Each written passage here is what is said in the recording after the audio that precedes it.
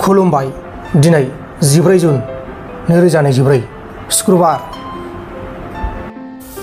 गसाइगाव पुलिसा धुबुरी जिल्लानि सिङाव थानाय बेलासिपारा ओनसोलाव अपारेशन खालामनानै 4 सिखाव, जाय सिखावफोरा थांनाय 26 मे खालारखालि महामाया मन्दिराव हाबनानै 10 लाख रांसोनि मुवा बेसाद सिखाव खावदोंमोन, बिसोरखौ हमनो हाबाय। आरो सिखावफोरनिफ्राय मुवा बेसाद खावनाय जायबा बायग्रा बिखौबो पुलिसा हमदों। हमजानायफोरनि मुङा जाबाय मन्डल आली, सारिउद्दिन आली, मुगल हुसेन, हजरत आली आरो आशराफुल आली। बरपेटानि गान्धीनगराव सासे गोदानै जोनोम जानाय गथ' गोरलैनि गोथै सह'खौ दाखोर गारग्रा जायगायाव गारना दोननायाव बोखांनो हादों।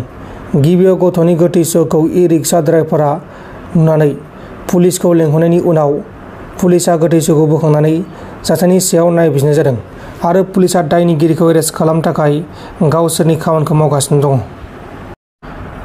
गुवाहाटीनि हिदायतपुराव सासे सिखावआ लकेलनि सना दखानाव हाबनानै दखानाव खामानि मावग्रा मावथिनि सायाव पेपार स्प्रेजों सारना होनानै सनाफोरखौ खावनो नागिरनाय समाव गुबुन थाबावनाय मावथिफोरा लकेलनि मानसिफोरनि हेफाजाब लानानै सिखावखौ हमनो हादों आरो बेनिफ्राय पिस्तलबो हमनो हादों।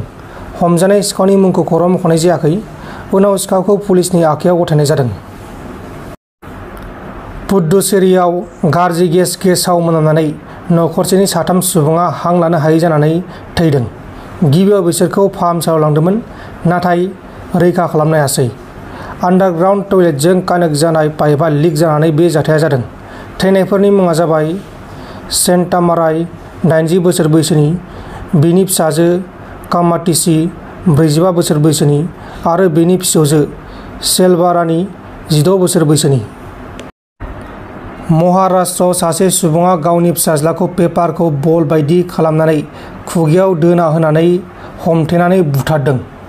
रिपर्टनि बायदिब्ला गथ'नि बिमा आरो बिफाया नांलायबाय थानायनि जाहोनाव आलादा आलादा गुबुन गुबुन जायगायाव थायोमोन।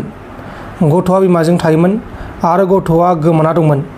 गथ'आ गोमानायनि उनाव बिमाया गथ'आ गोमानाय पुलिसनो केस होनायनि उनाव पुलिसआ गथ'खौ नागिरनायाव गथ'नि गोथै सह'खौ बिफानि न' साखाथिनिफ्राय बोखांनो हादों आरो बिफानि न' सिग्रोमनायाव पेपार बलखौबो पुलिसआ मोनदों।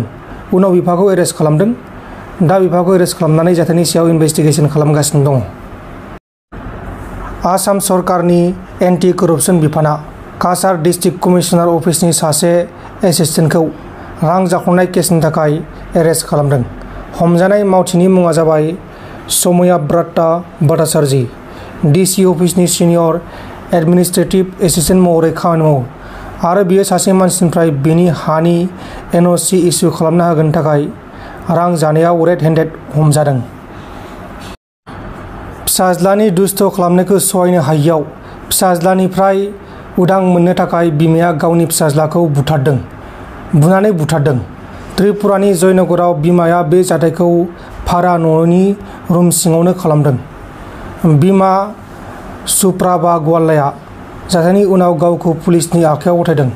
सुप्राभानि फिसाय राम गवालाया गुबुन दाबसे जायगायाव खामानि मावनो थायोमोन आरो सुप्राभाया गावनि 8 बोसोर बैसोनि फिसाज्लाखौ दुस्थ' खालामनायनि थाखाय बुथारदों। नोंथांमोन दिनैनि खौरांफोरा बेखिनिल'मोन। बेखिनिसिम नायनायनि थाखाय नोंथांमोननिसिम रोजा रोजा साबायखर। गोजोन्थों। एसेनोसै। जय बर' हारिनि।